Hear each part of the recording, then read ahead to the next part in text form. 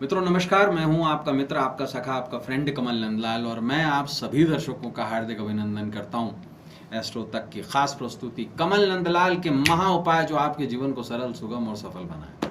इसलिए एस्ट्रो तक को लाइक करें, सब्सक्राइब करें, शेयर करें हमारे वीडियोस यूट्यूब और फेसबुक पर, और साथ ही साथ में तक एप्लीकेशन को डाउनलोड करके अपने लाइफ को सक्सेसफुल बनाएं। अब एक गुजारिश कमल नंदलाल की तरफ से, वीडियो शेयर जरूर करें, क्योंकि मित्रों आपका एक शेयर आपके किसी अपने की, किसी आपके दोस्त की, किसी आपके हमदर्द की, किसी आपके ख़ास की जीवन को अच्छा बना सकता है, उसे संवार सकता है, आपके जीवन को उज्जवल भी बना सकता है और साथ साथ उस व्यक्ति के जीवन को भी उज्जवल बना सकता है जो आप शेयर करते हैं। इसलिए शेयर करें। तो चलिए सीधा बात करते हैं आज के विषय पर। मित्रों आज का जो हमारा विषय है ना, वो बहुत खास है, संतान प्राप्ति का महाउपाय।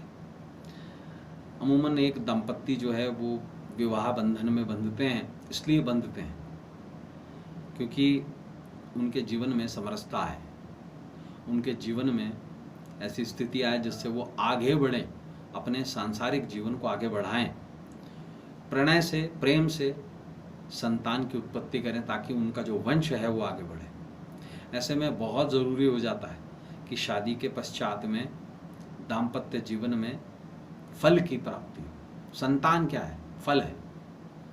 शास्त्रों में संतान को धन दिया बताया गया है। जैसे स्त्री एक धन है, इसी तरीके से संतान धन है।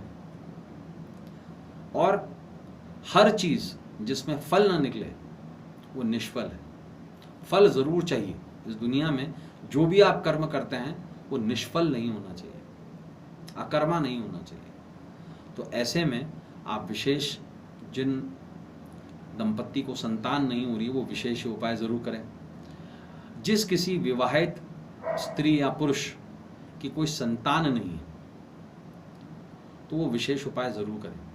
कुंडली चेक कराने के साथ साथ में एक विशेष ध्यान दें कि केतु की पोजीशन आपके घर में क्या है, यानी कि आपके घर का उत्तर पूर्व क्षेत्र कैसा है। दूसरी बात, हमेशा एक बात का ध्यान रखें कि घर की छत को हमेशा साफ सुथरा रखें। अब संतान का कारक बृहस्पति को कहा गया है और सात बसात के अंदर संतान का कारक सूर्य भी माना जाता है क्योंकि वो 5वें भाव का नैसर्गिक स्वामी है। ऐसे में जो निसंतान दंपत्ति हैं उनको ये विशेष तौर से चाहिए कि किसी भी शुक्ल पक्ष के गुरुवार को, यानी कि थर्सडे को, एक पीतल के भगवान लड्डू गोपाल जरूर अपने घर में स्थापित करें, पीतल के। लेकिन इस बात का ध्यान रखें कि वो मूर्ति जो हो वो 2.25 इंच से ज़्यादा बड़ी ना हो। इस बात का विशेष ध्यान रखें। और साथ बसाथ में इस बात का विशेष ध्यान रखें कि वो जो मूर्ति है वो उत्तर दिशा में स्थापित और दक्षिण की तरफ देखती हो। इस बात का विशेष ध्यान रखिए जाए, या पूर्व में स्थापित हो और पश्चिम में देखती हो। और रोज उस मूर्ति की पूजा अर्चना करें, पालन करें, स्नान कराएं। जिस प्रकार से आप अपने बच्चे को स्नान कराते हैं या लोग अपने बच्चे को पालते हैं, और माता पिता जैसे अपने संतान की सेवा करते हैं, लड्डू गोपाल की वैसी ही सेवा करें। इस बात का बिल्कुल ध्यान दिया जाए कि वो मूर्ति 2.25 इंच से ज़्यादा बड़ी ना हो। बाल्यावस्था में रोज उस मूर्ति को थाली के बीचों बीच रखकर स्नान कराएं, वस्त्र पहनाएं, भोग लगाएं। विशेष रूप से अब एक मंत्र का जाप करें, ओम गोपालाय नमः। और एक बात का और विशेष ध्यान दिया जाए, वो ये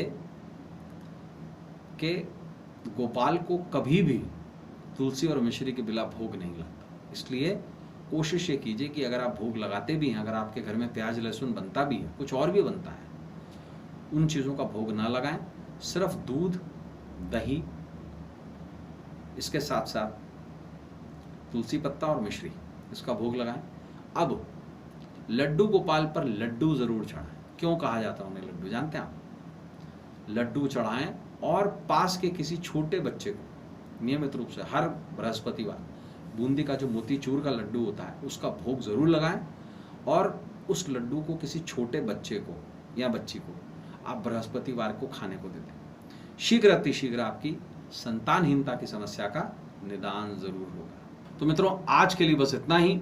कल आपसे फिर मुलाकात होगी, तब तक देखते रहें एस्ट्रो तक और अपने मित्र, अपने सखा, अपने फ्रेंड कमल नंदलाल को इस उम्मीद के साथ इजाज़त दीजिए कि आपका आने वाला कल आज से कुछ बेहतर, कुछ सुंदर और कुछ सक्सेसफुल हो। लेकिन हाँ, जाने से पहले ये ज़रूर कहना चाहूँगा, शेयर तो बनता है, कमल नंदलाल ये कहता है, इसलिए शेयर ज़रूर करें। तो अब अपने मित्र को इजाज़त दीजिए।